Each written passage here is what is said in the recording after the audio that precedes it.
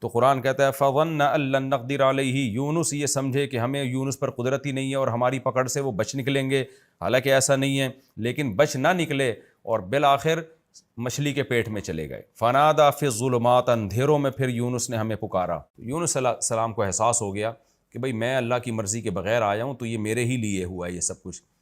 تو یونس علیہ السلام نے ارادہ کیا کہ وہ کشتی سے اتر جاتے ہیں، سمندر میں چھلانگ لگا لیتے ہیں، لیکن قوم نے کہا کہ نہیں، ہم قرآن اندازی کریں گے، اور قرآن اندازی میں حضرت یونس ہی کا نام آیا۔ تو یونس علیہ السلام کو کشتی سے، کیسی بڑی آزمائش آپ دیکھیں، سمندر کی موجوں میں کوئی چلا جائے تو کتنی بڑی آزمائش ہے۔ تو یونس علیہ السلام نے سمندر میں میں چھلانگ لگائی، مچھلی منہ کھول کے کھڑی ہوئی تھی، مچھلی نے آپ کو نگل کے سمندر کی تہہ میں لے گئی۔ اب قرآن کہتا ہے کئی اندھیروں میں اللہ نے یونس علیہ السلام کو وحی نہیں کی کہ اے یونس تو نے غلطی کی ہے، نہ یونس علیہ السلام کو خود احساس ہو گیا۔ تو اس سے پتہ چلتا ہے نیک لوگوں کے ساتھ جب کوئی ایسا کام ہو رہا ہو نا جو ان کی آزمائش ہو، تو ان کو احساس ہو جاتا ہے کہ ہم سے کوئی غلطی ہوئی ہے جس کی ہمیں سزا مل رہی ہے۔ تو یونس علیہ السلام جب اندھیروں میں گئے ہیں، یعنی ایک مچھلی کے پیٹ کا اندھیرا، سمندر کی تہہ کا اندھیرا اور رات کا اندھیرا، تو یہ تمام اندھیرے مل گئے۔ یونس علیہ السلام نے پھر مچھلی کے پیٹ میں پکارا، ان کو احساس ہو گیا کہ مجھ سے کوئی غلطی ہوئی ہے، اور کہا کہ لا الہ الا انت، اے اللہ تیرے سوا کوئی عبادت کے لائق نہیں، یعنی میں صرف تجھی کو پکاروں گا، سبحانک، تو ہر عیب سے پاک ہے۔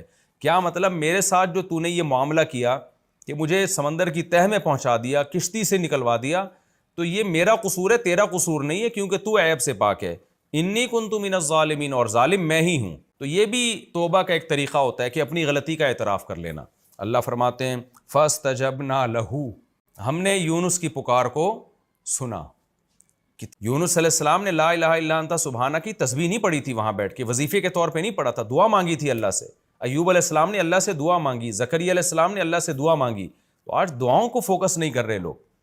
اللہ کہتے ہیں ہمیں پکارا، ہماری حمد و ثنا کی، فاستجبنا لہ، ہم نے یونس کی پکار کو قبول کیا، ونجیناہ من الغم، اور جس غم میں یونس مبتلا تھے، کتنا بڑا غم، کیسا خواب، سمندر کے بیچ میں جائیں کیسا خوف ہوتا ہے، وہ اللہ کہتے ہیں ہم نے یونس کو اس غم سے نجات دی۔ کیسے نجات دی؟ دوسرے مقام پر آتا ہے کہ مچھلی آئی اور سمندر کے کنارے ایسے اگل دیا مچھلی نے آپ کو، اور پھر اللہ نے آپ کے قریب ایک درخت پیدا کر دیا، فوراً اس درخت کی چھاؤں میں آپ کو سکون ملا۔